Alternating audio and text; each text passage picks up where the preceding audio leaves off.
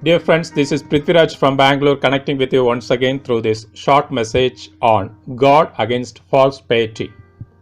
In Matthew 6 1 to 18, we read about the outward and inward expressions of piety. Jesus picked up three Jewish customs like almsgiving, prayer, and fasting that were wrongly practiced by the Pharisees and taught valuable lessons to his disciples.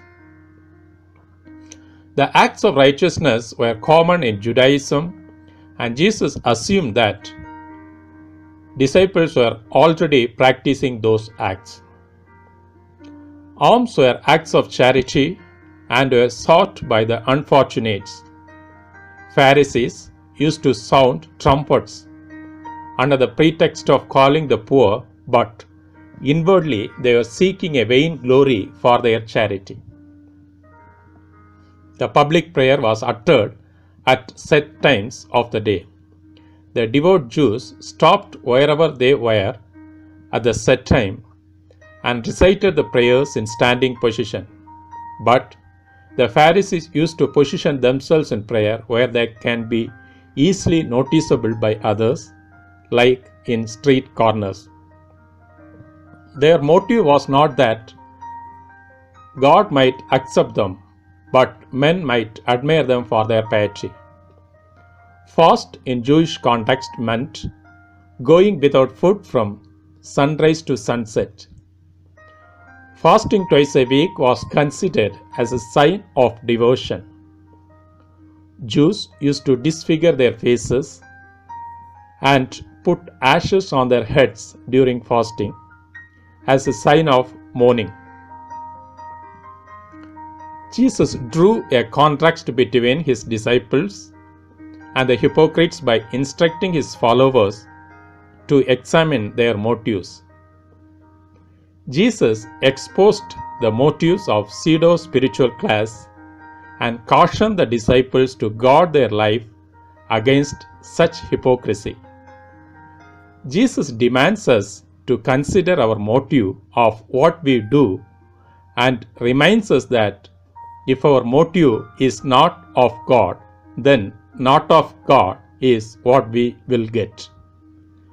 Jesus says, if our aim is to be hailed as spiritual and generous ones, or to gain recognition for what we do, we have already obtained what we have sought. Why do we do what we do?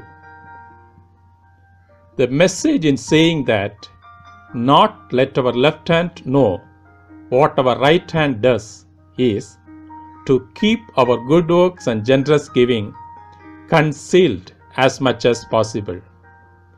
We have to do good work because it is a good work, not because it would earn us a good name.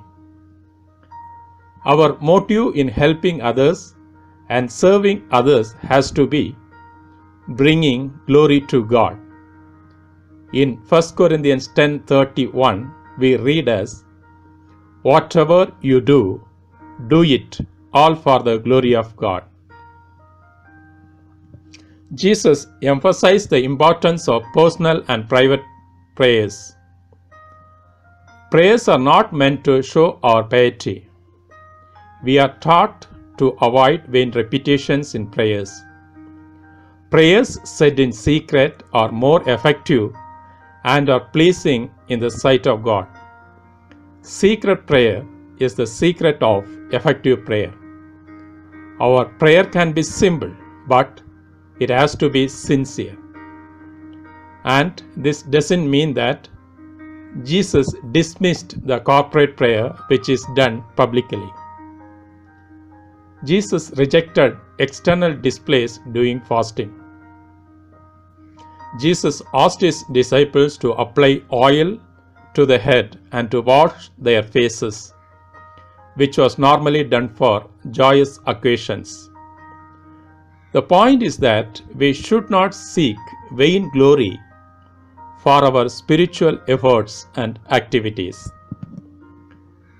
We look at the outward acts, but God looks at our motives. Whatever we do on earth, is watched by our God, who is omniscient and omnipresent. We should be convinced that our God, who sees us in secret, will reward us publicly.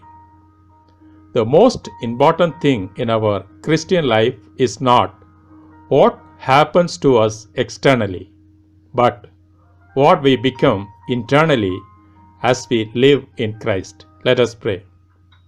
Our Father in heaven, thank you very much for the teachings we received.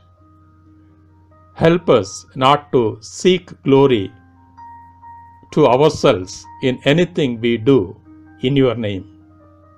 Enable us to keep our motives right always. In Jesus' name we pray. Amen. Thank you for listening. God bless you.